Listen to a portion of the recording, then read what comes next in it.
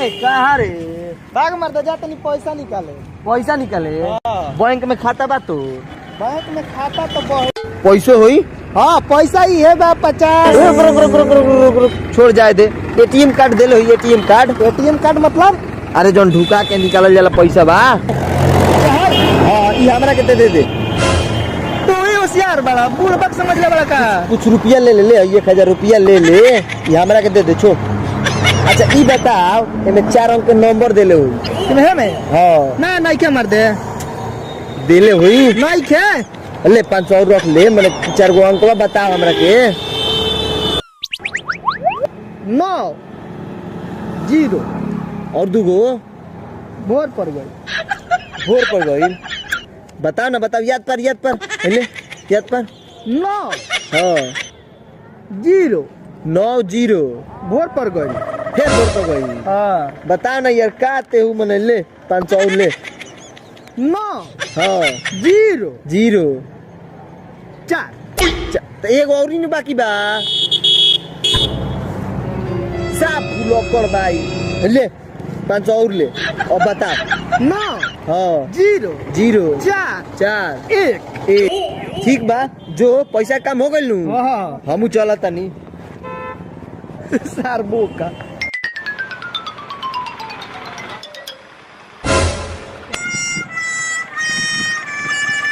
भैया तोरा के तो बुर्बक पढ़ा के चल गई।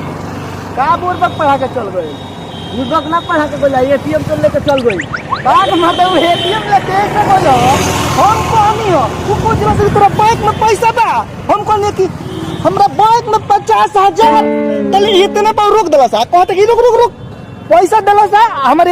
हमर आत्मा पिन लेके चल गइल। आत्मा बने का होला? ओए जोन लगा के निकालल जा। हक साला लीड गना ओकरा के आत्मा ना एटीएम कहल जाला। मारिए के कहा कहता रे मर देला। और तो तोरा ना बुझाई तो मार के ना सिखाई लो का? तेरा जैसा आदमी जानते नहीं। साला काज रे कहाँ हमारा आधार कार्ड लेके चल गई बा। बाग मर दे ई काहे के फोन कर दला। हेलो हां रे कहाँ बड़ीस रे? बानी छाता बाजार पर। रे हमारा आधार कार्ड कहाँ बा? हां आधार कार्ड हमरा बगली में बा। तो लेके आओ हमारा आधार कार्ड। साला पैसा निकाले के बा। मर्द आधार कार्ड से पैसा निकली का? हाँ आधार कार्ड से पैसा नहीं निकलेला। हो तरह वाला कहला से कि एटीएम से पैसा निकाल जी। पैसा एटीएम दे दे। हमें पैसा कुछ दे के चल गइल। रे तो आधार कार्ड एटीएम कार्ड दोनों से पैसा निकलेला। लिंक रहेला नु तो वही से पैसा निकलेला दोनों। आधार लिंक रही तो उससे पैसा निकल। हाँ एकदम ठीक बा आवत तनी। ठीक बा जल्दी लेके आ।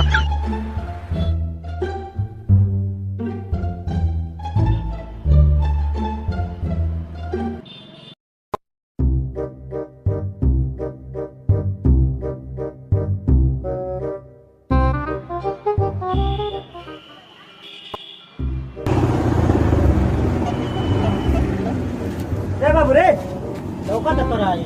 तू बेरे से लाइन में लागल बानी तो तोरा लौका त नहीं। ए चाचा हमरा भैया के नो एक्सीडेंट हो गइल। अरे ओके हो जी खड़ा रहना एक्सीडेंट कैसे हो गया? भाई लो झांक मत है। हटा हटा दिखा ओके हो जी रहा। चिना गइल। चिना तर तू हमरा के ना चिना तर ना रे। 2-4 आदमी खड़ा कर लेबे। एकर मतलब ये ना होला मरद दू पार कर के उलन दू पार कर के। कौन एगो सुक का हवा मरद एगो मर्दा हवा मरद। के में कहूं? हम सुक का हवा तू के दा हमर भैया के एक्सीडेंट भइल बा। ना चल बन। हां तो जो हट पीछे हां भैया ए बोल रे हेलो रे ना पीछे No. आ मुंह जोर बारे साला ढुक गए लहंगा करते हां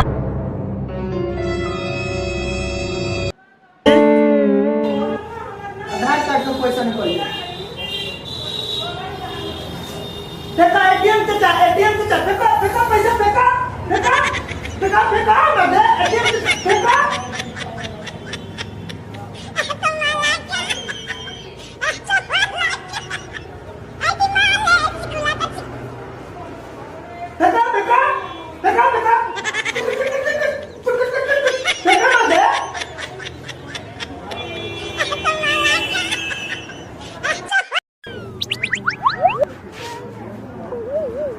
रे नहीं के माल नहीं के फेंको माल नहीं के फेंको कौन ये एटीएम का फेंको माल फेंको एटीएम देखा जाए अपन साला एटीएम रही आधार कार्ड एटीएम कार्ड से निकलेला में